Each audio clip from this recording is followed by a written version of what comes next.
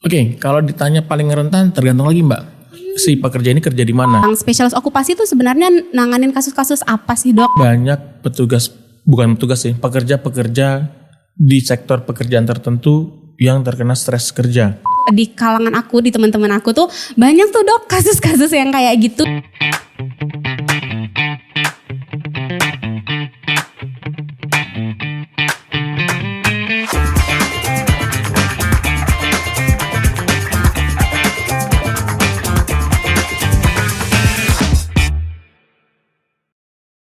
Sarung tangan dipakai sesuai regulasi. Setelah tangan kanan, lalu tangan kiri.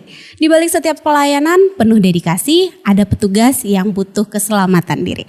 Assalamualaikum, halo sahabat Aulia. Selamat datang kembali di podcast Ada Cerita di Aulia. Hari ini aku Nisa, kami hadir dalam memperingati Hari K3 Internasional yang jatuh tanggal 28 April. Nah, kalau selama ini kita banyak nih dengar atau bahkan di podcast sendiri banyak dibahas bagaimana caranya rumah sakit menjaga keselamatan pasiennya. Hari ini kita mau bahas dari sisi yang mungkin jarang dibahas nih atau jarang diperhatikan. Kayak gimana ya Aulia Hospital dan perusahaan menjaga keselamatan para pekerjanya sendiri. Nah juga udah hadir sama kita nih narasumber yang spesial banget, Dr. Priyo Hangudi Sampurno, MKK Spesialis Okupasi, dokter spesialis yang fokus di bidang kesehatan dan juga keselamatan kerja. Halo dok, selamat datang di podcast kita. Halo, terima kasih Mbak Nisa. Gimana? Halo, Assalamualaikum sahabat Aulia. Gimana kabarnya dok? Alhamdulillah baik. Selain bertugas di Aulia tentunya, dokter apalagi nih kesibukannya selain itu? Ya kesibukan memang saya domisili bukan di Pekanbaru ya sahabat. Jadi saya memang domisili di Tangerang Selatan. Ya bekerja sehari-hari di Aulia Hospital saja. Melayani pasien, konsul, visit di Bangsal. Ya kadang ada proyek HRA, Health Risk Assessment di beberapa perusahaan, Health Talk di beberapa perusahaan. So far itu aja sih Mbak. Jadi sampai sekarang masih bolak-balik nih dok? Ya alhamdulillah bolak-balik, tadi pagi baru landing dari... Baru landing banget di Pekanbaru. Ya. Tapi siap ya dok untuk bagi-bagi ilmu sama sahabat Aulia hari ini? Untuk sahabat Aulia, sahabat aku. Nah dok, kalau kayaknya tuh masyarakat umum tuh jarang deh dengar atau mungkin kurang terbiasa mendengar dengan spesialis okupasi. Nah dokter boleh gak sih jelasin sedikit tentang spesialis okupasi itu sebenarnya nanganin kasus-kasus apa sih dok? Jadi gini, sahabat Aulia dan Mbak Nisa ya, yang namanya dokter spesialis okupasi itu memang kita merupakan salah satu cabang kedokteran ya, spesialis okupasi itu untuk berfokus pada kesehatan keselamatan para pekerja. Jadi kita selain menyasar si pekerjanya itu, kita juga memperhatikan lingkungan kerja dari pekerja tersebut agar tidak menimbulkan bahaya potensial yang begitu besar ke pekerjanya. Jadi si pekerja bisa bekerja dengan baik, berangkat kerja baik, proses bekerja baik, dan pulang bekerja kembali ke rumah tuh tidak ada penyakit atau tidak ada potensi kecelakaan yang bisa didapati oleh si pekerja itu. Jadi kita bisa menilai dari proses alur bekerja itu sendiri sampai proses keluaran si pekerja itu sendiri, kita bisa menilai di situ mana yang ada bahaya, mana yang bisa menimbulkan kesehatan, itu bisa kita nilai. Seperti itu yang pertama kalau di tempat kerjanya. Tetapi kalau yang di rumah sakitnya, kita bisa menilai umpamanya ada pekerja ternyata sakit akibat kerja atau kecelakaan kerja, itu kita bisa nilai apakah yang bersangkutan ini bisa kembali bekerja di tempat semula, atau let's say umpamanya dia habis patah tulang, terus dia butuh waktu recovery dulu. Mungkin dia tidak bisa langsung kembali ke pekerjaan semula, tapi dia bisa masuk bekerja dengan sedikit catatan atau ada beberapa catatan medis. Contohnya, oh ya yang ini bisa bekerja tapi nggak bisa ke tempat kerja yang semula ya. Bisa bekerja dulu tapi dengan penyesuaian beban kerja yang lebih ringan daripada kerja yang semulanya. Seperti itu Mbak. Kalau memang diceritakan dari A sampai Z memang lama nih ya. Berarti banyak juga ya dok lingkungan yang mencakupi di okupasi ini sendiri. Banyak Mbak. Jadi memang skop okupasi itu tidak hanya pasien saja, tapi kita pakai helikopter view lah. Kalau kata orang-orang, kita ngelihat dari regulasinya, ngelihat dari tempat kerjanya, ngelihat dari pekerjanya. Berarti sebenarnya yang ditangani spesialis okupasi itu dekat banget sama para pekerja ya dok? Kayak sebenarnya para pekerja ini harusnya cukup aware sama keberadaan dokter spesialis okupasi sendiri. Ya, kita memang ibarat kata kita bergandengan tangan. Jadi dokter okupasi itu berdiri di dua kaki, Mbak. Kaki satu di rumah sakit secara medisnya, satu kaki di perusahaan. Perusahaan itu untuk pekerjanya dan untuk let's say HRD-nya, HSE-nya kita berdiri di dua kaki ya. Jadi memang benar-benar kita sebagai penjembatan juga antara rumah sakit dengan perusahaan. Kita juga memikirkan bagaimana nasib pekerja nanti setelah kecelakaan kerja, kembali bekerjanya apakah bisa, segala macam itu memang salah satu peran okupasi di situ. Lain hal plus ditambah juga ada peran HRD, HSE dan keluarga juga di situ. Kalau di rumah sakit mungkin peran dokter spesialis okupasi ini kita udah tergambar sedikit nih sahabat Aulia. Apa saja yang ditangani oleh spesialis okupasi. Tapi Dok, kalau di perusahaan umum sendiri apa aja sih resiko-resiko yang mungkin mereka tuh jadinya terpapar atau mengintai para pekerja kita nih? Resiko. Jadi gini, yang namanya resiko itu kalau secara teori yang bisa kita lihat itu ada 5 bahaya potensial, Mbak. Jadi bahaya potensial fisika, kimia, ergonomi, psikososial dan biologi. Itu rata-rata di semua perusahaan ada, tetapi tergantung fokus perusahaan itu. Let's say, coba kita katakan umpamanya rumah sakit. Rumah sakit itu kita lebih ke hazard ergonomi, psikososial dan biologinya yang kencang. Umpamanya perusahaan kayak tambang batubara, perusahaan konstruksi, itu mungkin fisika seperti bisingnya, debunya, pajanan panasnya, terus apalagi kecelakaan kerjanya itu lebih tinggi. Jadi memang setiap perusahaan atau setiap area kerja tuh ada lima bagian besar dari bahaya potensial, tetapi mana yang lebih menonjol tergantung dari perusahaan-perusahaan itu bergerak di bidang apa. Berarti tergantung lagi dari jenis perusahaannya juga apa yang mereka kelola ya Dok ya? Betul. Biasanya yang paling rentan atau yang selama ini dokter tangani itu biasanya pasien-pasien yang bekerjanya di bidang apa sih Dok? Oke, kalau ditanya paling rentan tergantung lagi Mbak. Si pekerja ini kerja di mana? Let's say umpamanya kerja sebagai perawat apa dokter bedah di rumah sakit. Rentannya apa? Tusuk jarum, luka robek, lagi operasi kena gunting segala macam. Itu yang rentannya di situ. Tetapi untuk rentan karena ketimpa beton segala macam mungkin rumah sakit enggak. Terus umpamanya kita ada pekerja di pertambangan, mining segala macam. Rentannya itu ada kejatuhan alat berat kah, kejatuhan struktur beton kah, segala macam itu memang tergantung ya. Lagi bekerja di mana, potensi bahayanya berbeda-beda. Nah, berarti benar-benar sebenarnya setiap pekerja itu punya potensi kecelakaannya sendiri. Ya, betul. Dan biasanya kalau perusahaan itu pasti ada K3 yang terstruktur gitu nggak sih Dok?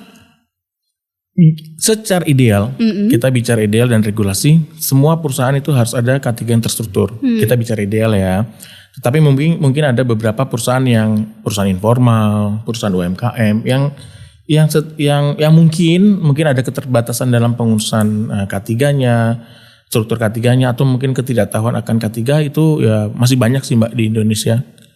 Jadi yang berhubungan yang belum terstruktur, yang belum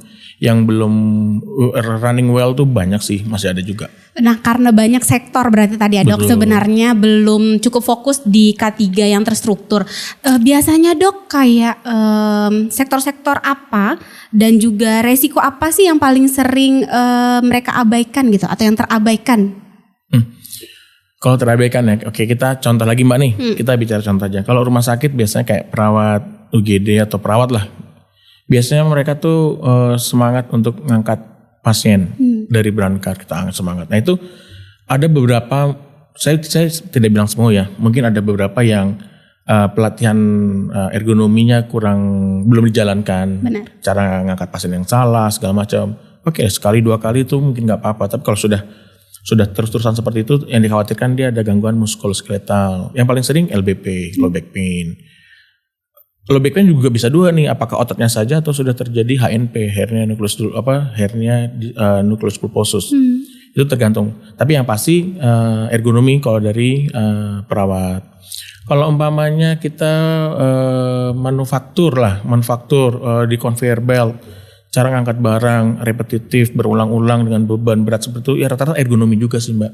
Itu yang sampai sekarang kadang-kadang pekerja masih gini doang gampang, gini doang nggak terlalu berat lah, ya nggak masalah.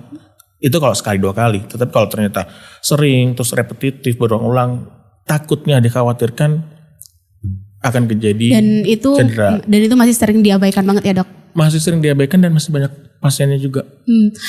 Kayak kasus-kasus LBP HNP, nah sebenarnya untuk di kalangan aku, di teman-teman aku tuh banyak tuh dok kasus-kasus yang kayak gitu yang kita mungkin ngerasanya enak kerjanya 9 to 5 duduk aja tuh di depan komputer, tapi ternyata seiring berjalannya waktu 5 tahun atau mungkin 7 tahun mereka bekerja tanpa disadari mereka punya masalah di back pain-nya. Setelah diperiksa, dibawa mungkin ke spesialis okupasi juga ya, mereka didiagnosa dengan LBP. Sebenarnya kayak LBP gitu dok, apa sih dok penyebabnya dok? Nah, low back pain itu sebenarnya bukan diagnosa ya. Low back pain itu adalah gejala. Low back pain, nyeri pada pinggang bawah. Penyebabnya banyak. Bisa dari otot tadi, muskuloskeletal, bisa dari struktur tulangnya, bisa dari let's say batu ginjal. Batu ginjal juga kadang-kadang bikin nyeri pinggang. Itu yang bisa dibilang low back pain. Penyebabnya apa? Ya tadi kalau umpamanya duduk lama, oke lah, karena dia posisi statis, ototnya kaku, kurang peregangan, kurang stretching, bisa ototnya. Tetapi kalau ternyata dia biasa ngangkat berat, tapi posisi ngangkatnya salah, terjadi penekanan pada bantalan tulang vertebra, diskusnya itu, hernia nucleus pulposusnya itu bisa terjadi hernia atau penjepitan. Saraf kejepit bisa seperti itu.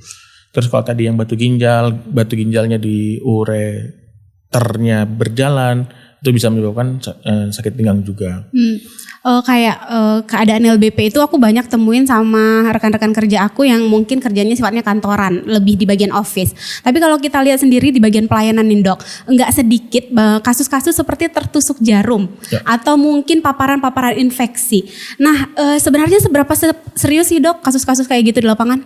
Serius loh Mbak, itu serius sekali. Jadi gini, yang namanya kasus tertusuk jarum, oke lah kalau umpamanya jarumnya baru dibuka terus jarum itu mungkin kita bisa sedikit tenang. Tetapi kan umpamanya habis pasang infus, cabut infus, atau lagi operasi tertusuk jarum pas sedang operasi segala macam, atau perawat lagi habis masang infus nggak masuk terus kena jarum kita tertusuk jarum, itu bisa terjadi penularan penyakit yang penularannya melalui darah. Oke. Jadi seperti hepatitis B dan C, atau penyakit menular seksual, mungkin HIV atau dan sebagainya. Itu yang perlu kita tingkatkan kewaspadaannya. Makanya di rumah sakit itu biasanya kita ada namanya komite PPI ya, pengendalian penyakit infeksi kan. Betul. Itu harus wajib lapor jika ada, tidak hanya perawat, tidak hanya dokter ya. Jadi kayak umpamanya petugas kebersihan, bersih ini tuh ternyata ada tusuk jarum, itu harus kita bikin SOP pelaporannya. Lapor ke atasannya, lapor ke bagian HSE rumah sakit, biar akan mendapatkan penanganan lebih lanjut. Itu yang pertama. Yang kedua, juga ada cara penanganan limbah, bukan penanganan, cara menutup jarum yang baik. Kan nggak boleh jarum tutup begini, nggak boleh ya disatukan itu. Biasanya kita tutupnya ada, kita pegang jarumnya, kita langsung masukkan. Jadi tidak langsung menghindari risiko tertusuk jarum itu. Risiko tertusuk. Terus rata-rata seperti itu Mbak.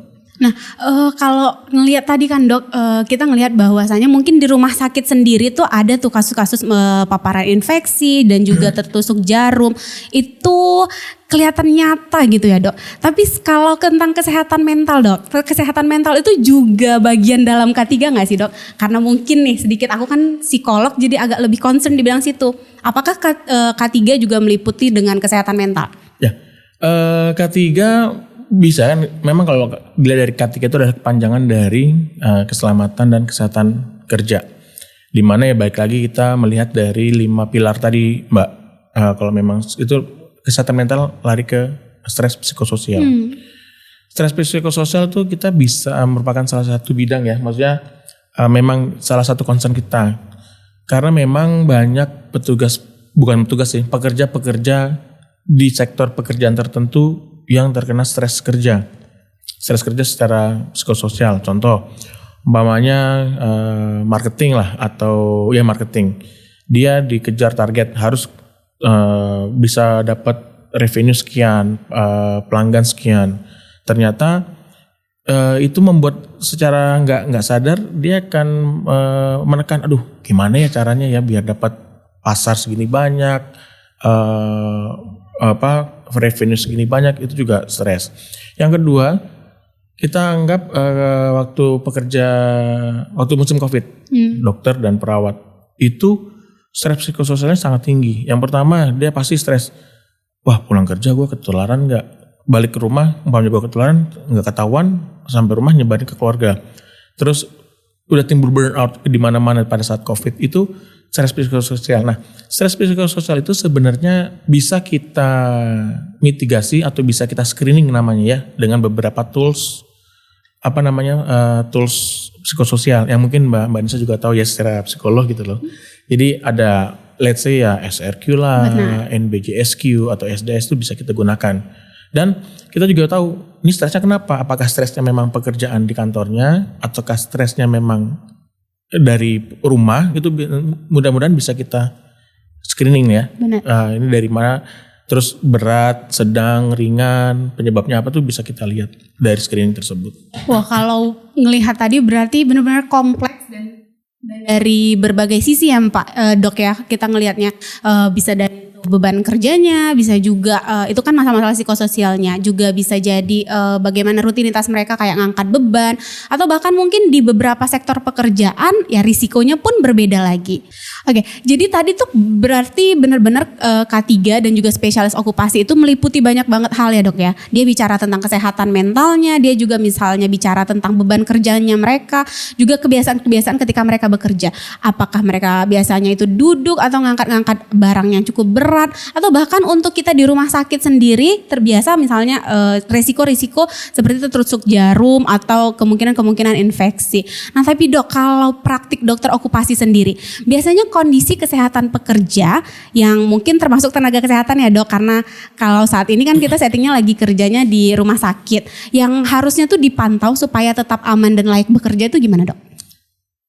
Pertanyaannya apa saja yang dipantau? Betul, ya? Harusnya. Baik, kalau apa saja yang dipantau, kita biasanya itu kesehatan mental dan kesehatan fisik. Oke. Biasanya kalau pekerja, kita lebih bicara yang biasanya ya, yang biasa udah jalan.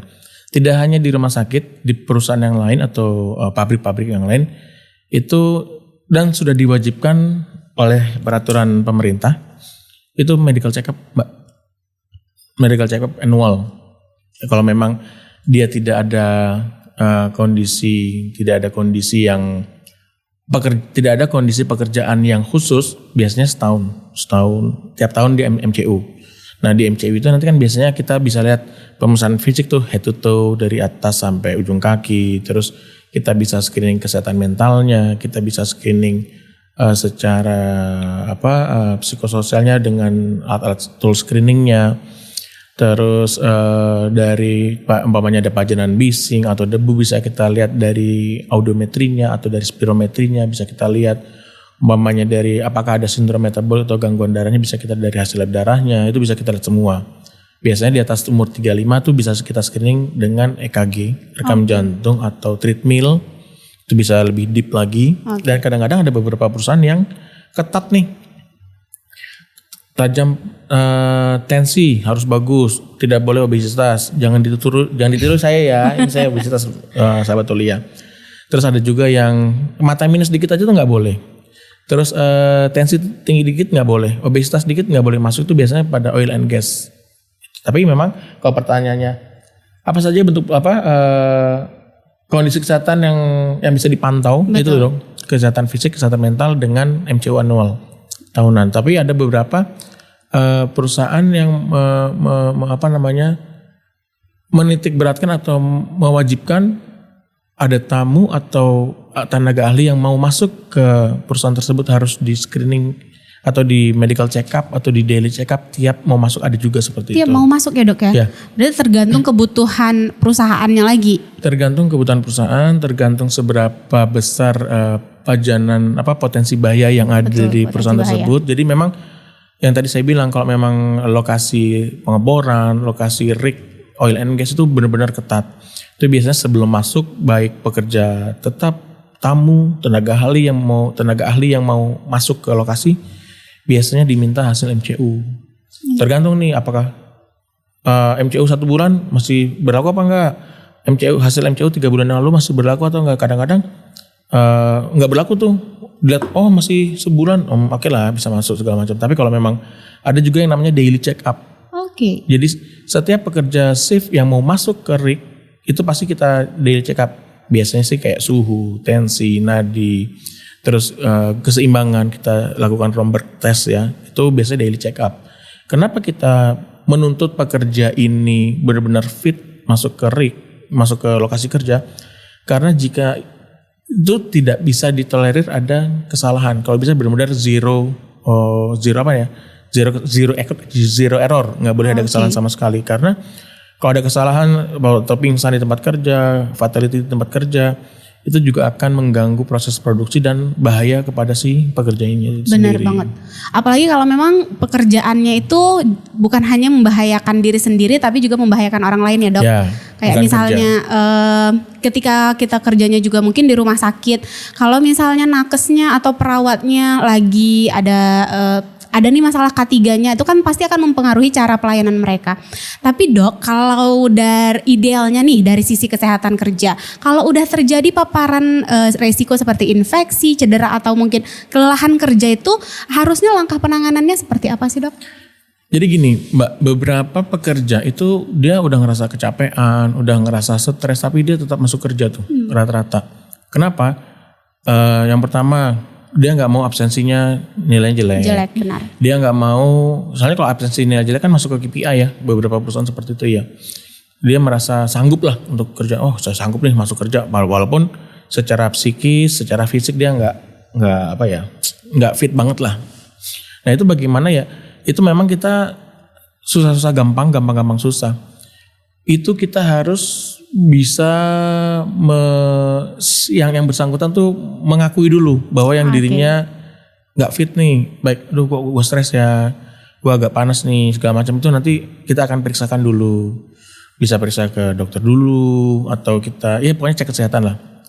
Bisa ke psikolog juga kalau memang stres. Itu langkah-langkah awal mungkin seperti itu. Jadi memang ada yang bersangkutan mengakui dulu secara subjektif bahwa saya nggak sehat, baik secara fisik maupun psikis. Itu memang kalau yang sudah terjadi resiko. Tetapi untuk memitigasi itu kan kita, yang tadi saya bilang ada MCU nih. Benar. MCU per 6 bulan, MCU per tahun, atau MCU special MCU ya, case by case.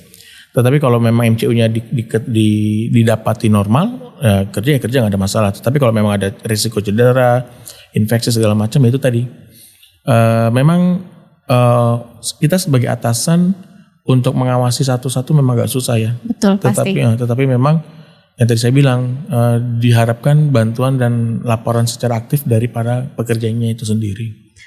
Berarti benar-benar rasanya tuh kayak jadi ada nih istilah it takes two to tango. Jadi butuh kesadaran orangnya sendiri sama juga butuh usaha tempat kerjanya sendiri. Bagaimana caranya ngebalance biar tidak ada masalah-masalah atau yang akan mengancam keselamatan para pekerja ya dok ya. Tapi nih dok, mungkin banyak kan, karena balik lagi mungkin tidak semua orang terbiasa ataupun mengetahui insight terkait spesialis okupasi. Nah untuk teman-teman atau sahabat-sahabat Aulia yang baru masuk ke dunia kerja atau baru mulai nih bekerja secara terstruktur masuk ke organisasi atau suatu perusahaan, sebenarnya apa sih yang harusnya mereka ketahui dok terkait dengan okupasi dan juga K3 ini? Nah ini Mbak, untuk pekerja baru yang baru masuk atau join ke dunia kerja, apapun itu bidangnya, medis, rumah sakit, jasa atau yang lainnya, itu memang kita harus tahu budaya kerja dulu itu perusahaan. Oke. Budaya kerjanya bagaimana? Oh budaya kerjanya seperti A, B, C, D, E. Yang kedua, apakah memang ada pre-employment MCU. Jadi MCU prakerja. Sebelum masuk kerja di MCU dulu nggak nih gitu kan. Terus nanti kita lihat lagi di perusahaan tersebut apakah memang ada yang tadi saya bilang budaya kerjanya, apa memang ada K3 yang sudah terstruktur atau belum. Itu kita biasanya ada orientasi tuh Mbak. Oke. Ada orientasi kan di perusahaan masing-masing. Ya perusahaan yang ideal, saya bicara ideal ya bukan bagus. Perusahaan yang ideal adalah setiap ada pegawai atau pekerja yang baru join, baru bergabung, itu biasanya ada masa orientasi. Baik orientasi pekerjaan atau orientasi tempat kerja. Lingkungan pekerja ya. Ya lingkungan kerja. Jadi ibaratnya gini, dirimu kerja di plan A ya, nanti kalau ada apa-apa ada namanya safety induction. Umpamanya safety induction, nanti kalau ada apa-apa larinya ke sini, titik kumpul di sini, laporan kemana, itu harus ada orientasi dengan baik. Itu yang ibaratnya seperti itu. Yang berikutnya adalah tergantung dari pekerja atau perusahaan itu sendiri. Apakah setiap grup pekerja harus ada satu penanggung jawab HSE namanya ya, atau penanggung jawab first aider atau apa? Atau semua pekerja itu dilakukan pelatihan K3. Betul. Itu tergantung dari job desk-nya si pekerja, tergantung dari tanggung jawabnya si pekerja itu. Jadi minimal yang tadi saya bilang, minimal itu harus ada orientasi dulu, orientasi pekerjaan dan lokasi kerjanya bagaimana. Saya rasa itu ya. Terus kalau memang sudah orientasi dan tergantung dari kebutuhan dari perusahaan tersebut, apakah memang dibutuhkan tenaga K3 yang baru, diikut sertakan dalam pelatihan K3 seperti itu Mbak.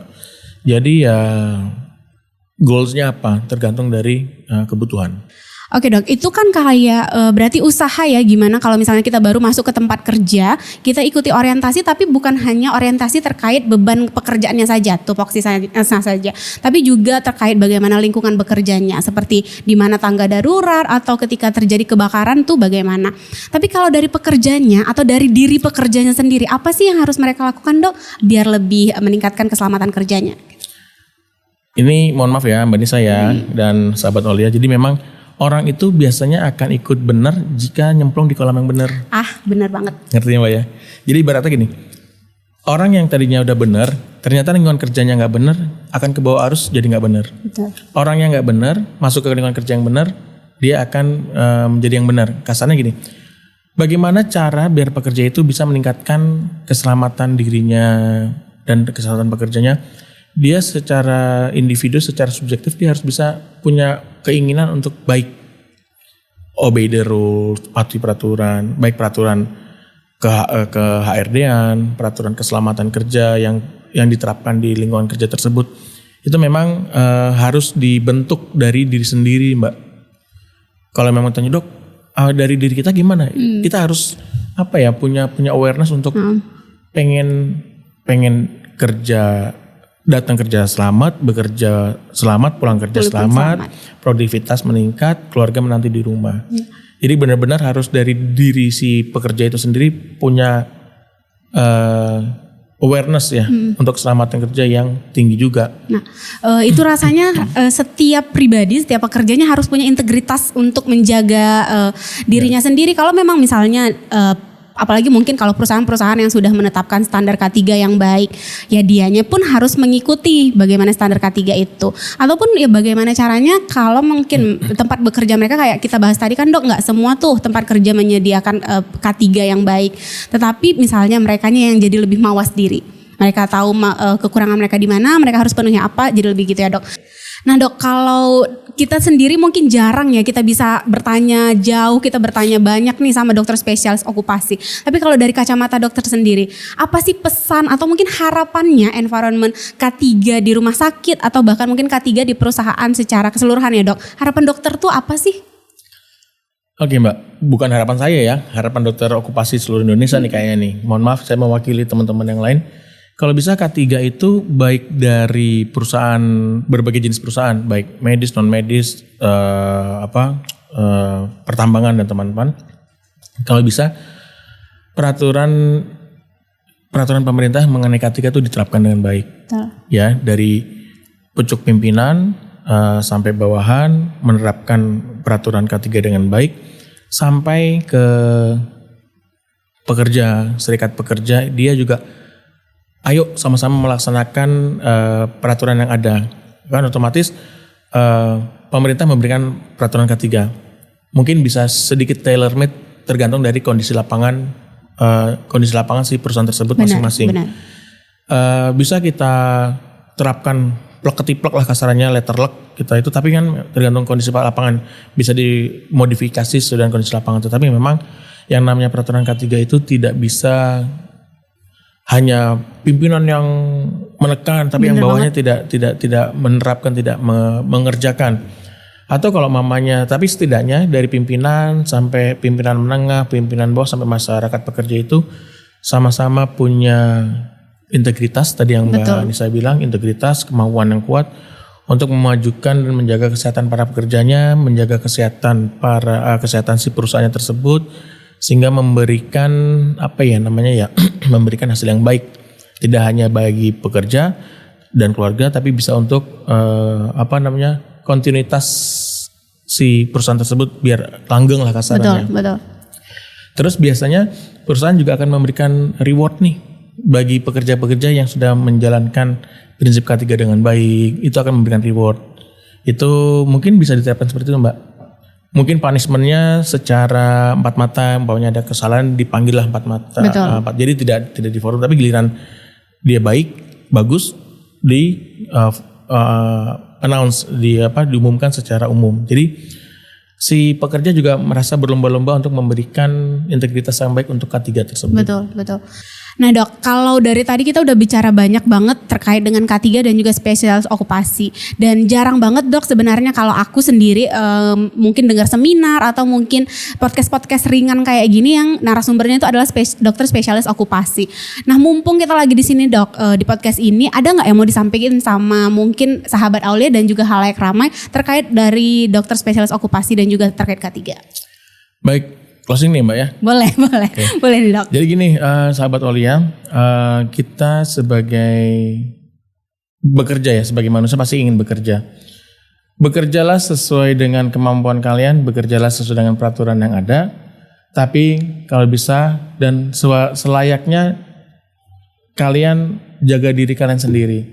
Jadi K3 itu bukan soal aturan, tapi ini soal menghargai diri sendiri sebagai petugas atau pekerja. Kalau kita sehat, bekerjanya juga baik, keluarga juga baik, hasilnya juga baik. Cakep. Itu Mbak Nisa. Memang kembali lagi intinya jadi kayak ketika kamu lebih aware sama K3, kamu lebih aware sama kesehatan dan keselamatan kamu, ya balik lagi yang dijaga kan diri sendiri lagi ya Dok ya. Yang dijaga lagi bagaimana integritas kamu sebagai seorang pekerja dan juga sebagai manusia kan Dok. Karena kalau yang aku tangkep dari tadi dokter selalu ngomong gimana caranya sebelum kerja kita itu sehat, ketika bekerja kita itu sehat, dan ketika pulang pun kita masih sehat. Gitu. Nah, terima kasih banyak dokter untuk semua cerita dan insight-nya hari ini, karena balik lagi jarang banget aku dapat info atau dengar langsung dari spesialis okupasi kayak gini. Dan rasanya teman-teman pendengar nih jadi punya pandangan baru kalau keselamatan di rumah sakit dan juga di tempat kerja bukan hanya soal pasien atau pekerja, tapi juga soal orang-orang hebat yang melayani di balik itu semua. Dan Aulia Hospital membuktikan bahwa kepedulian itu nyata lewat standar, sistem, dan juga dokter seperti Dokter Priyo yang hari ini hadir bersama kita.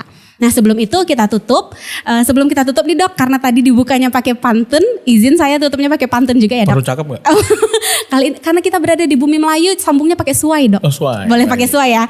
Nah sepatu bot terpasang di ruang gawat. Suai.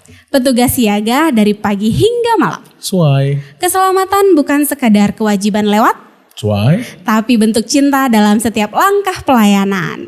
Selamat Hari K3 Internasional 28 April 2026. Untuk seluruh petugas, terima kasih sudah menjaga sambil tetap terjaga.